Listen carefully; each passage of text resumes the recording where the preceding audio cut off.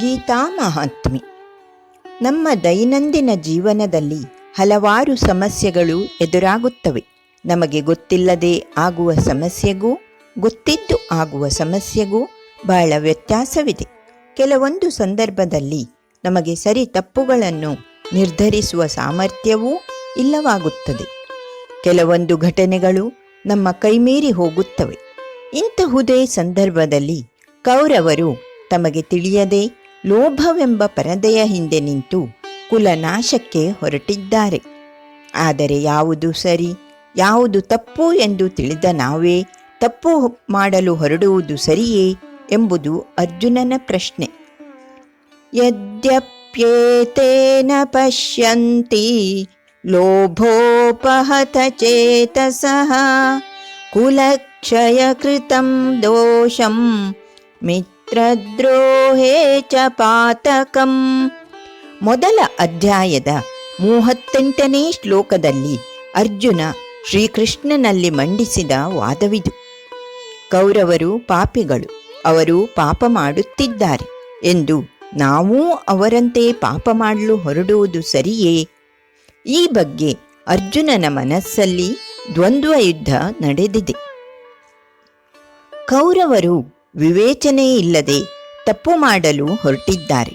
ಆದರೆ ನಮಗೆ ವಿವೇಚನೆ ಯೋಚನಾ ಶಕ್ತಿ ಇದೆ ತಾನೇ? ಆದುದರಿಂದ ನಾವು ಯುದ್ಧದಿಂದ ಹಿಮ್ಮೆಟ್ಟುವುದೇ ಸರಿ.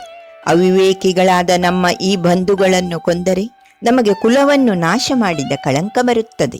ಮೂರ್ಖತನದಿಂದ ಅವರು ಯುದ್ಧಕ್ಕೆ ಹೊರಟಿರುವರು. ನಮ್ಮ ವಂಶದ ಪರಂಪರೆಯಲ್ಲಿ ಕೆಲವು ನೀತಿ ನಿಯಮಗಳಿವೆ. ಸಾಮಾಜಿಕ ವ್ಯವಸ್ಥೆಯನ್ನು ಕಾಪಾಡಿ ನಮ್ಮ ಸನಾತನ ಧರ್ಮವನ್ನು ಉಳಿಸಬೇಕಾದುದು ನಮ್ಮೆಲ್ಲರ ಕರ್ತವ್ಯ. ಕೌರವರನ್ನು ಕೊಂದಾಗ ಕುಲನಾಶವಾಗುತ್ತದೆ.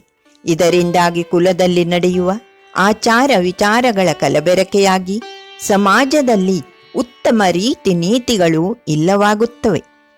ವಿಭಿನ್ನವಾದ ಆಚಾರ ವಿಚಾರಗಳು ಉಂಟಾಗುತ್ತವೆ. ಯುದ್ಧದಿಂದ ಇದ್ದ ಶಾಂತಿಯನ್ನೂ ಇಲ್ಲವಾಗಿಸಿದಂತಾಗುತ್ತದೆ. ಅಶಾಂತಿಯಿಂದ ಕೂಡಿದ ಸಮಾಜದ ಸೃಷ್ಟಿಯಾಗುತ್ತದೆ. ಕುಲಕ್ಷಯದಿಂದ ಪರಂಪರಾಗತವಾಗಿ ಬಂದ ಹಲವಾರು ಆಚಾರ ವಿಚಾರಗಳು ನಾಶವಾಗುತ್ತವೆ. ಮಕ್ಕಳ ಸಂಸ್ಕಾರವಿಲ್ಲದವರಂತಾಗುತ್ತಾರೆ. ಮುಂದೆ ಯುದ್ಧದಲ್ಲಿ ಜಯ ಗಳಿಸಿದರೂ ನಮ್ಮವರನ್ನೇ ಕೊಂದವೆಂಬ ಮಾನಸಿಕ ವೇದನೆ ನಿಂದನೆಗಳನ್ನು ಎದುರಿಸಬೇಕಾಗಿದೆ. ಆದುದರಿಂದ ಇವೆಲ್ಲವನ್ನೂ ತಿಳಿದ ನಾವು ಕುಲ ಧರ್ಮದ ನಾಶಕ್ಕೆ ಹೋಗಬಾರದು. ಆದ್ದರಿಂದ ನಾವು ಯುದ್ಧ ಕ್ಷೇತ್ರದಿಂದ ಹಿಂದೆ ಸರಿಯುವುದೇ ಸರಿ ಎಂದು ಶ್ರೀಕೃಷ್ಣನಲ್ಲಿ ವಿನಂತಿಸಿದ ಅರ್ಜುನನ ತಪ್ಪು ಕಲ್ಪನೆಯನ್ನು ನಾವು ಇಲ್ಲಿ ಕಾಣಬಹುದಾಗಿದೆ. ನಾವು ಯಾವುದೇ ನಿರ್ಧಾರವನ್ನು ತೆಗೆದುಕೊಳ್ಳುವಾಗ ಅನೇಕ ರೀತಿಯಲ್ಲಿ ವಿಮರ್ಶೆ ಮಾಡಿಯೂ ಒಮ್ಮೊಮ್ಮೆ ತಪ್ಪು ತೀರ್ಮಾನಕ್ಕೆ ಬರುವ ಸಾಧ್ಯತೆಯನ್ನು ಈ ಪ್ರಸಂಗವು ತೋರಿಸಿಕೊಡುತ್ತದೆ. ಅಂತಹ ಸಂದರ್ಭದಲ್ಲಿ ಭಗವಂತನ ಅಮೃತವಾಣಿಯ ಮಾರ್ಗದರ್ಶನವು ನಮಗೆ ಬೇಕಾಗುತ್ತದೆ. ಭಗವದ್ಗೀತೆಯಲ್ಲಿ ಈ ಬಗೆಯ ಸಂದಿಗ್ಧತೆಗೆ ಸಮರ್ಪಕ ಉತ್ತರವಿರುವುದನ್ನು ನಾವು ಕಾಣಬಹುದು. ಜೈ ಭಗವದ್ಗೀತೆ. ಹರಿ ಓಂ.